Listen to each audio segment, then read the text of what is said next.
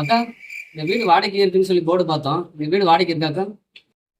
ஆமாப்பா, வீடு வாடகைக்கு இருக்குது. நீங்க வடக்கனா தமிழனா? அக்கா, நாங்க சுத்த தமிழன்க்கா, பச்சை தமிழன். வடக்கெல்லாம் இல்லக்கா. தமிழனா? அப்பனா உங்களுக்கு வீடு கிடையாது. என்னக்கா சொல்றீங்க? சுத்த தமிழன் சொல்றேன், தமிழனுக்கு வீடு கிடையாதா? ஆ, நீங்க என்ன வேலை பாக்குறீங்க? கிடைக்கிற வேலைக்கு போவோம்க்கா, இல்ல மத்த நேரம் போல வீட்டுல தாக்கா இருக்கணும். அதானே, வேலை கிடைச்சாதான் போவீங்க, எல்லாம் வீட்லயே சும்மா உட்காந்துருப்பீங்க.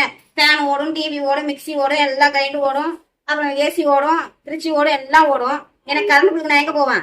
இதே வடக்கனா என்னைக்கே ஒரு நாள் தான் வீட்டுக்கு வருவான். கரண்ட் பில்லே கிடையாது, ஒரு ஃபேன் மட்டும் தான் ஓட விடுவான். ஒரு நாளைக்கு எத்தனை கிலோ குளிப்பீங்க? அக்கா, ஒரு நாளைக்கு ஒரு வேலை குளிப்பேங்க்கா. சம்மர் டைம் வேற ஆச்சுங்களா, அதனால ஒரு நாளைக்கு 2 வேலை 3 வேலை கூட குளிப்பேங்க்கா. ஏன் இன்னும் 10 தடவை குளிக்கிறது? பொழுதுக்கு வீட்லயே இருப்பீங்களா, ஆனா 10 தடவை குளிப்பீங்களா? ஆள பாரியா, தண்ணி எங்க இது பண்றது? தண்ணி ஏதாவது பேருமே நீங்க வந்து பாப்பீங்களா? அவ்வளவு தண்ணி செலவு பண்றீங்க. தமிழன்னா வடக்கன்னு என்ன பண்ணுவான்?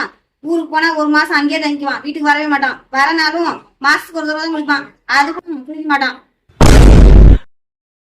அது இல்ல, வடக்குன்னா மாசம் ஆனா இந்தான்னு பணத்தை கரெக்டா வைப்பான். ஆனா நீங்க பொழுதுக்கு வீட்லயே உட்காந்துட்டு உங்களுக்கு மாசம் ஆனா சம்பளம் கேட்டுட்டே இருக்கணும். உங்க காலில் விழுவாது குறையா.